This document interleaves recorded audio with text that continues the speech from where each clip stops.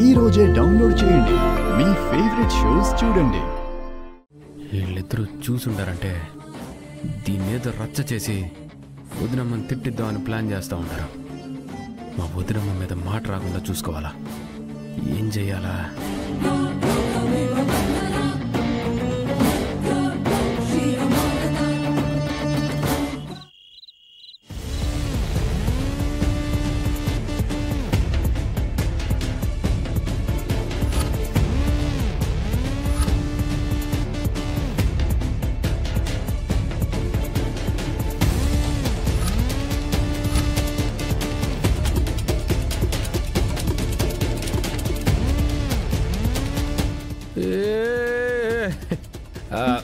ఆగండి, నేను వెళ్తా.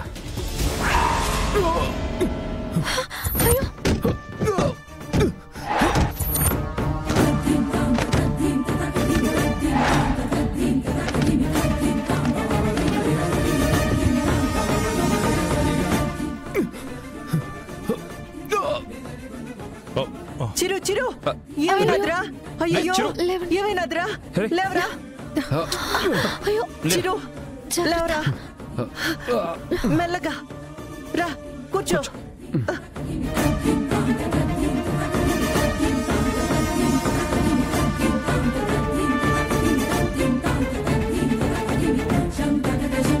రే, ఏమై ఉండదురా? నీకు బుద్ధుండదా లేదా? ఏమట్ట పడిపోయినావో?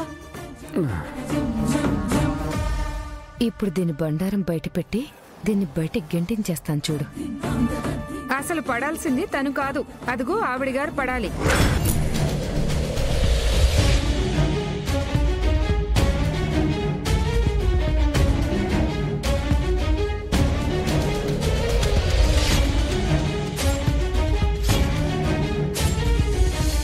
ఏం మాట్లాడుతున్నావు అమ్మా? అవును బావగారు, ఈ శోభనం జరగటం తనకిష్టం లేదు.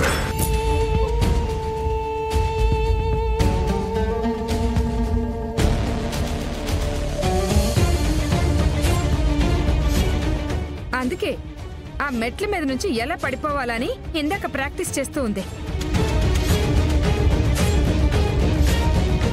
దాని బదులు మన చిరు కింద పడిపోయాడు.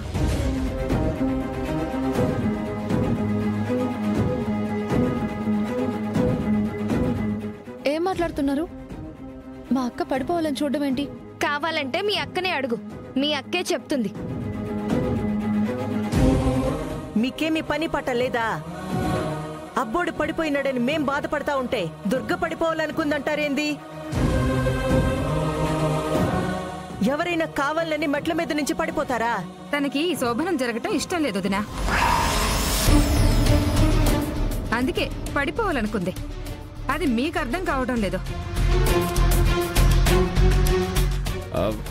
పినే, మా వదిన తప్పు ఏముండదు. అత్త ఈ తూలి నేను పడిపోయి ఉన్నాను.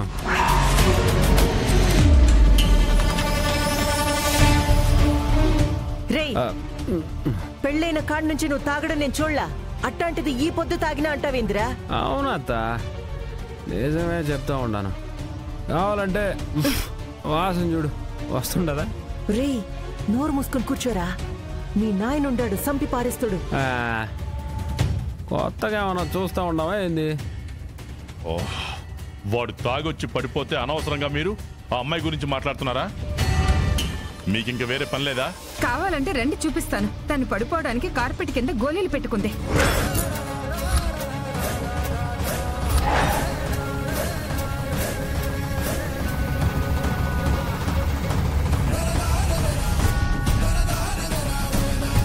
వదిన రండి వదినా.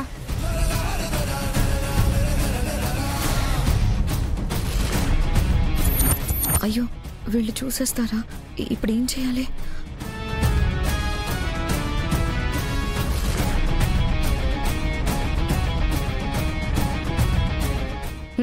రండి చూడండి.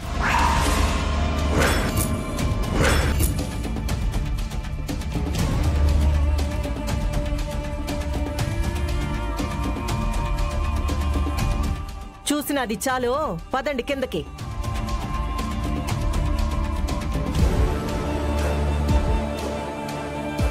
అన్నా ఆడ గోళీలు లేవు, ఏమీ లేవు.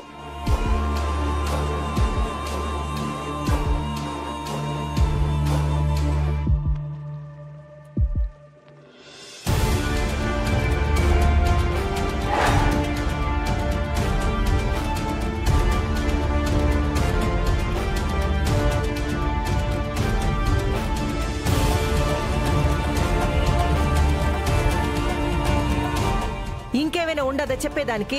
అసలు ఏమనుకుంటున్నారు మీరు? మీ ఇద్దరు ఆ అమ్మిని ఏం చేయాలనుకుంటున్నారు? ప్రతి దానికి ఆ అమ్మి మీద పడి ఏడుస్తా ఉండారు.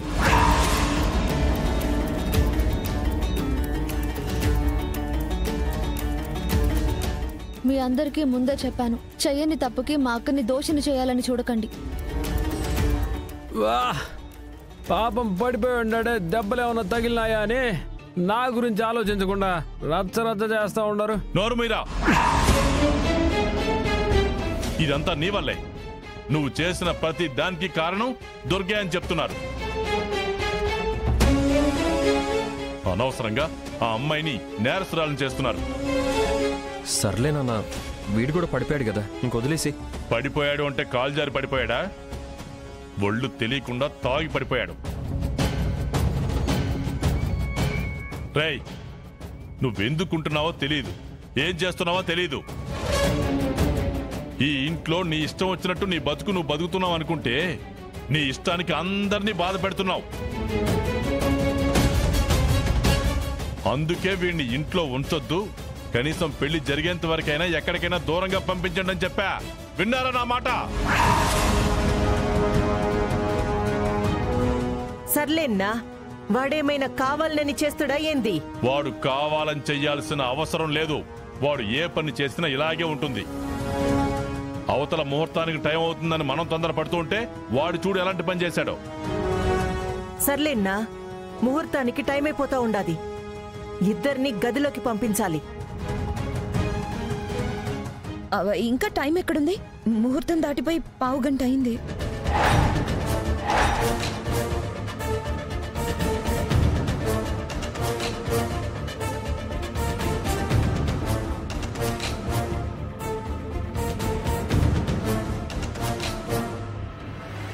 ముహూర్తం దాటిపోయి ఉండదా?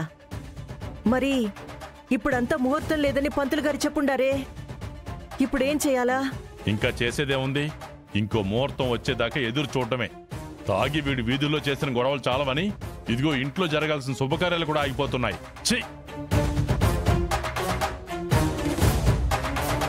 ఇప్పటికైతే ఎలాగోలాగ బయటపడగలిగాను.